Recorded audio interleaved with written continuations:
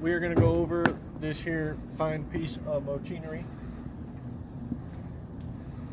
And it's a real extravagant setup. Pretty much 85% of the drag racing world has done this swap and had real success with it. So we figured, why not? We just go ahead, we'll do it too. So let me get you started. First thing first, turbo. Okay, that's number one. Always gotta have yourself a turbine. Now, pin on hood for a real race car. Yeah. Voila. This is a 1972 Camaro with a LS in it. It is an LQ4 6-liter out of a truck, had 220,000 miles on it. We decided to send it. We bought a cam from Texas Speed. It's a 228R, 600 lift, 112 LSA. Did valve springs, push rods, oil pump, timing chain, just trying to do some general maintenance stuff. Other than that, untouched. 317 heads. It's pre-gapped piston rings because it's got over 200,000. We don't need to worry about nothing else. This turbo kit, anyone can do. If you wanted to truly turbo your old Mustang or Camaro or third gen Camaro, like whatever project you have, even if it's a truck, if you wanted to build your own turbo kit, this car is proof that you can do it if you have a welder and an Amazon account. So, factory truck manifolds, nothing too crazy. Are they hot? Oh yeah, they're a little toasty. They're a little toasty. So, factory truck manifolds just flipped upside down to where they run forward. Amazon pipe kit, just a 2.5-inch pipe kit, nothing crazy. And I bought a kit with had 90-degree bends, 45-degree bends, and straights. It was like 70 bucks for 20 feet of pipe. Obviously we didn't use it, but now I have enough that I could do another kit if I wanted to. The flex joint bought off Amazon. This little piece that you can, I don't know if you can see it, it's like right there. It's just a little flex coupler. It just allows the exhaust to flex and move. And with the turbo, the way that we mounted it, I didn't want all the weight hanging off of that manifold, so we put that flex joint in so that it can move around and not break stuff. If you do your own turbo kit, spend good money on wastegates. That's what's going to save your motor.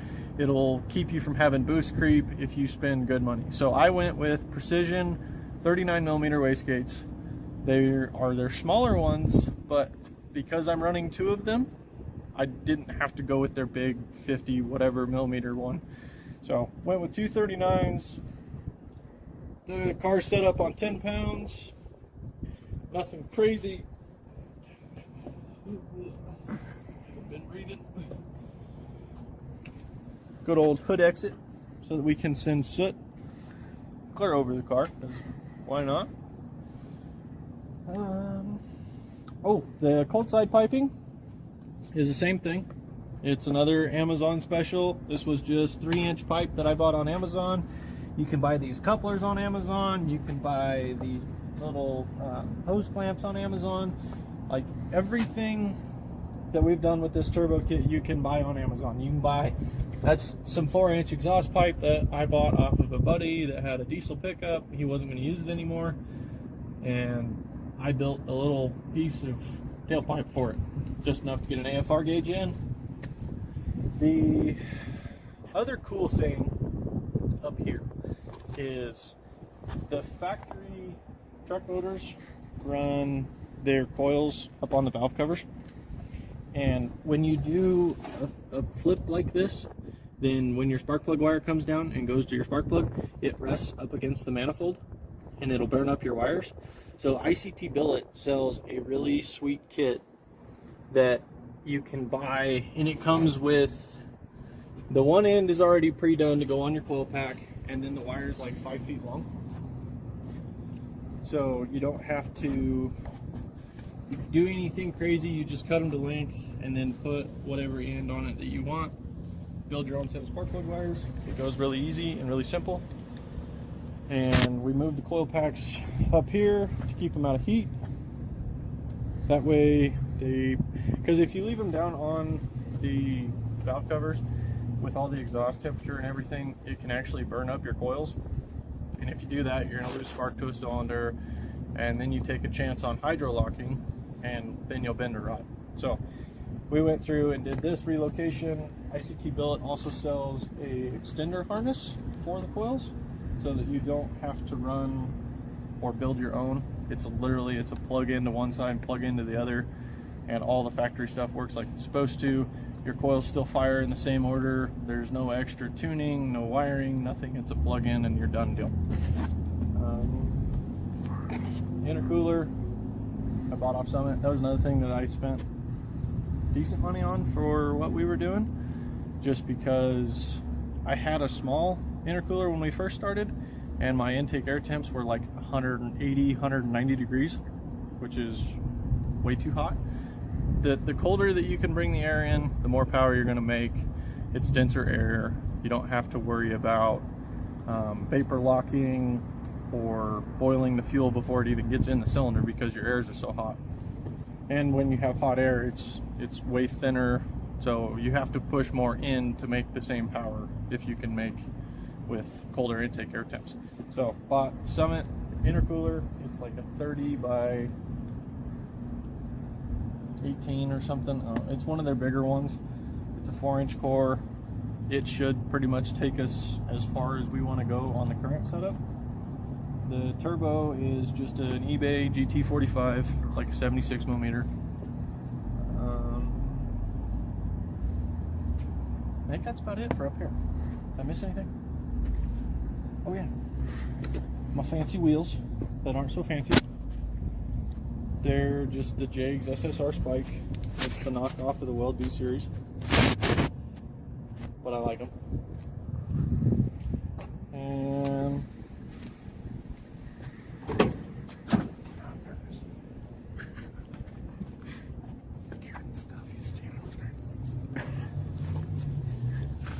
the dash is a aluminum dash that we built. When we bought the car, it was a roller, so like all the interior was already gutted. It had already been tubbed out. It had a roll bar in it, so just this portion of the cage with the down bars and the door bar. So finding parts for these cars is hard to do. There's not very many 70s model 2nd gen Camaros rolling around that you can pick up for $400 or $500. Even a rust bucket, you're going to spend, you know, a few $1,000s to get that car even at your house. So to find a parts car is very difficult to do. And when we started the car years ago, I wanted to have something that looked like a race car with the capabilities to go on long drives. So built the aluminum dash, tried to make it to where it was easy to work on still. So the top piece is this whole carbon fiber wrap piece is all one portion.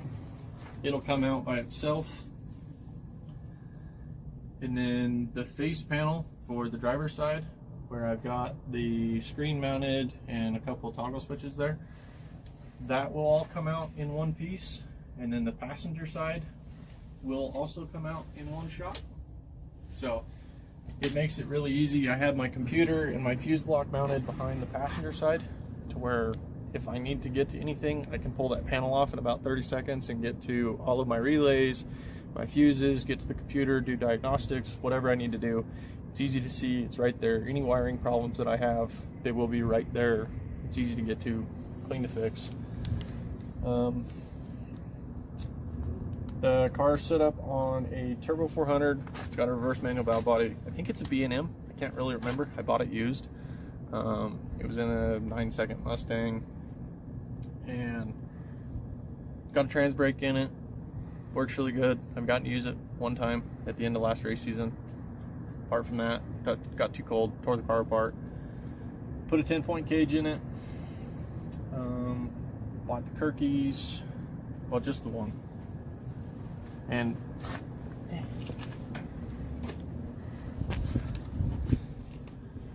do I do the fat ant part? You gotta do the fat ant part. You gotta do the fat ant part. But don't worry about him. He's just watching. We're at 10 minutes already. We can't restart. We're at 10 minutes? Yeah, and Holy fuck. The last video was like 11 minutes for all of it. Don't stop it. We're just going to keep going. we're just gonna keep going with it. I don't like how this thing's kind of looking right now, but What do you mean? it's so We're bright. not restarting. Oh, now we gotta restart. Why? No, we don't have to restart. Just keep going. Just have an audience now. Minis? Won't even- Now this is where you get rid of your stage fright. I don't You want- have stage fright. I do. I'm camera shy. Dude, it's I mean, hard. beep. Beep. Because right now I just feel like a nutsack trying to make a video.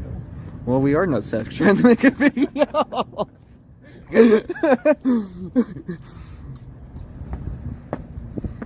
We'll get to the seat. We'll get to the rear. All these people. I hate Talk about the rear tires. What are them? Them's are big bitches is what them's are.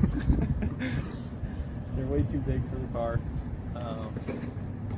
You know, most guys that race, and especially anybody that's trying to go fast, they want to do it on a small tire, 28-10-5. When you have a big tire on a car, they automatically think, oh my god, that thing has got to be so fast. It's really not, though. But if somebody starts talking shit, we will definitely put this thing on a 28-10-5 and do our best to hang with it. Because that's the thing, like around here, we're from little town Colorado, and there's not a big market for heads-up racing. Everybody around here just bracket races. So that's when we built the car. I like how it looks on a big tire. It looks like a little Hot Wheels car that I grew up playing with, and that's why we put the big old meats on it. Got the 305 coming live on it. And they're Hoosier QuickTime Pros. They're 31 by 16.5. So it may not look that big in the video, but they are that big, I promise.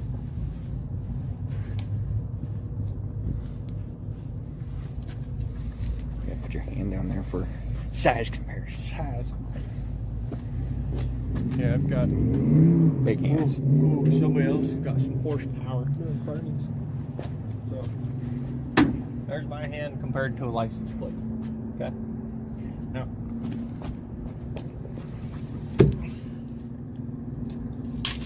Oh God.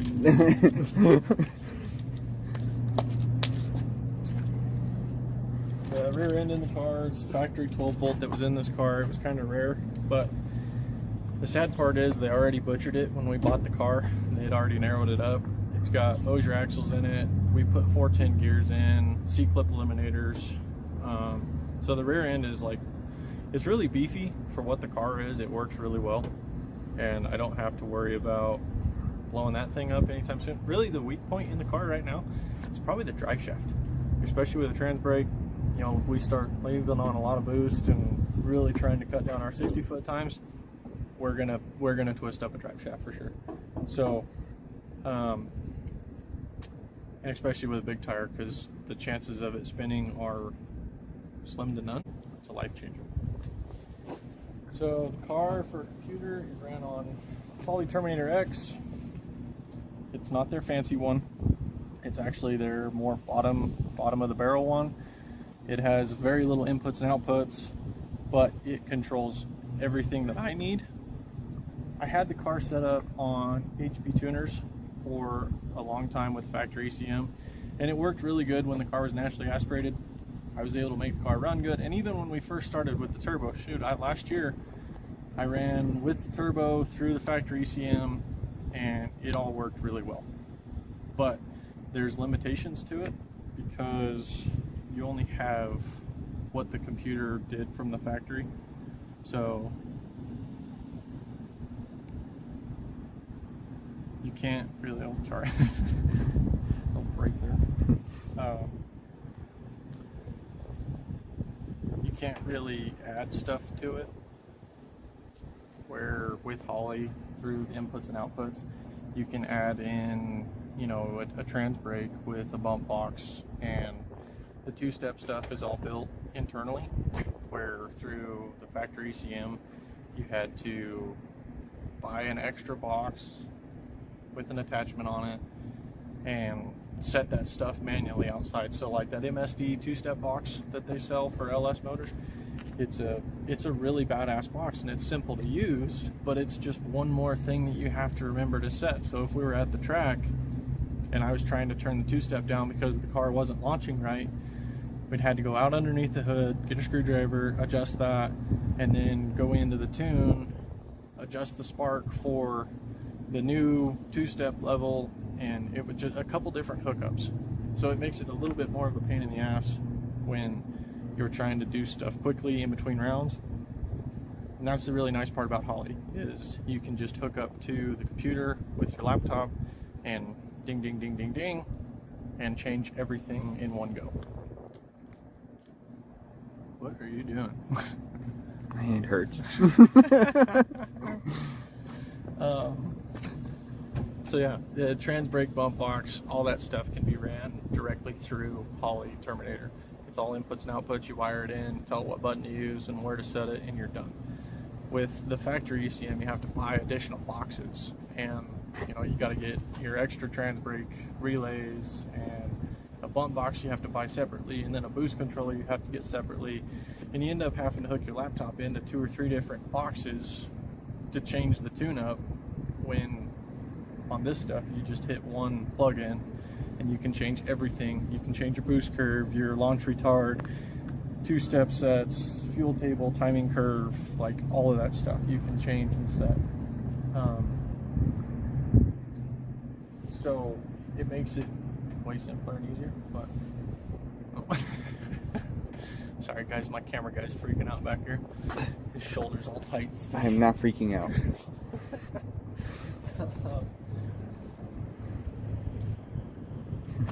Yeah, apart from that, I think that's about it, isn't it? Did I miss anything? No. Got fuel cell on it. Oh, our drives. So anybody that says not a street car because I have a cage and a big tire and a turbo and a fuel cell and all this stuff that makes it not a street car, come down here. If you think it's not a street car, bring your car to where I live and we're gonna go on a drive. And we'll see which one of our cars makes it to the destination without a problem.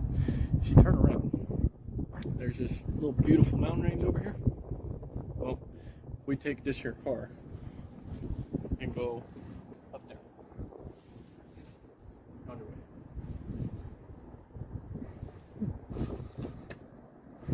So, in the last 2 years, we put 4,600 miles on it, and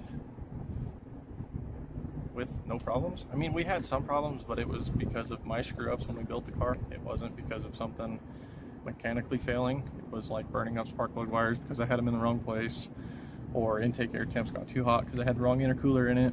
But now the car's set up to where we can go on a long drive. It's not good enough to do Rocky Mountain Race Week, but it is good enough to do any amount of driving here in town around my area that I want to do. I drive the car to work without any problems. I don't even think twice about it. Throw fuel in it, check the oil, and go. But I think that's about it, isn't it? That's about it. All right.